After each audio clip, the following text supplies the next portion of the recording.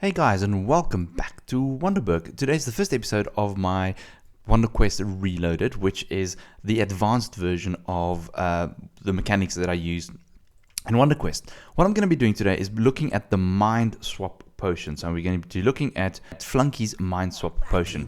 Give them the mind swap potion. Now Keen's mind is stuck in that dog's body. Food. Now, the way the mind swap potion works is that you splash an entity.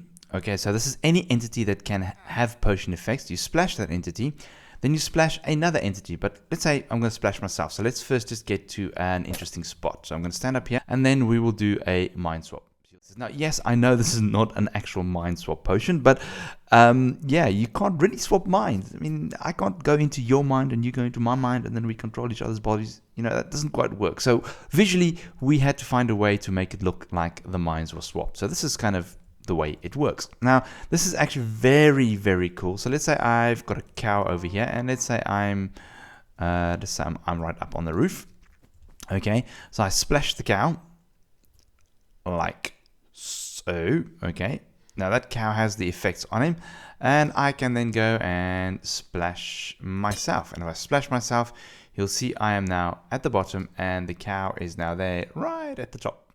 Okay, so this is actually a very, very, very cool little mechanic, and you can really use it to in various adventure maps or mini games where you can swap. You can see I already kind of played with it a bit here, where you can swap entities and players around. For example, you might be able to escape out of a toilet by getting a guard and then splashing the guard and yourself with it, and then switching places so you're out of the toilet and then having escaped. But I'm not saying anything about that right now.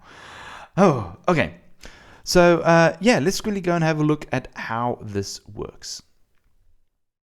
Right, so I'm going to try something a little bit different. I'm going to explain the concept so that those who understand these things and know about command blocks will understand the concept. Then I will go in and deep dive into all of the nitty-gritty coding of it. Okay, so let's do it. So first off, what I'm doing is I am testing entities for a particular potion amplifier value. So I'm looking for a potion which is, this is a water breathing potion, and I'm looking for amplifier of 101. Okay, so I've looked for a potion that kind of won't really affect the player as such, but it has an amplifier of 101. What that means is you cannot craft this potion, and people can't actually drink or create a potion, drink it, and then teleport to each other accidentally. Okay, this is very specific summoned in potions. Okay. Right, so first of all, I'm testing.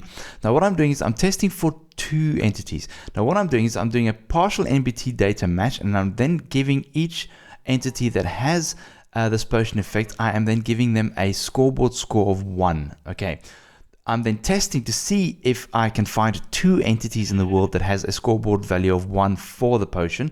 This is why I'm using a comparator. So it outputs a signal strength of 2. So if I just show you, if I splash the cow over there, you'll see it outputs a signal of 1 because only one entity is splashed. If I splash the sheep, it did 2, and then it swapped them around. Okay, so I'm testing it by using a comparator output.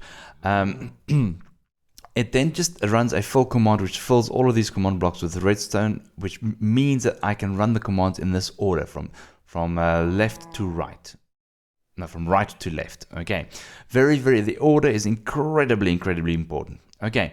So once I've detected that there's two entities that has an amplifier value of 101, I am then going to set one of those entities, their score I'm going to set to 2. Okay, so one of them has a score of 2. That entity is then going to summon an ArmorStand called swap. Okay, right where they are. So if I splash this one over here, let's just imagine we don't have to imagine. Oh well. Poor thing died. Okay, so let's say I splash that cow, that over there. I splash another entity. That one over there gets a score of 2. It then summons a ArmorStand. Okay, the next thing that happens is then the entity with a score of 1 then teleports. Oh, sorry, the entity with a score of 2 then teleports to the entity 1, with a score of 1. So that one teleports there, leaving the ArmorStand behind. I then teleport that player with a score of 1 to the ArmorStand. Okay. Once the two has been swapped, I play the particle effects at both ends. Okay, so if we just summon another sheep, okay, play the particle effect at both the entities. Okay, I then kill the armor stand and I then clear the score of the sheep or the entity, and I then clear the effect on them. So I clear the actual water breathing potion, and that is it. Okay, as simple as that. Cool, so that's the concept.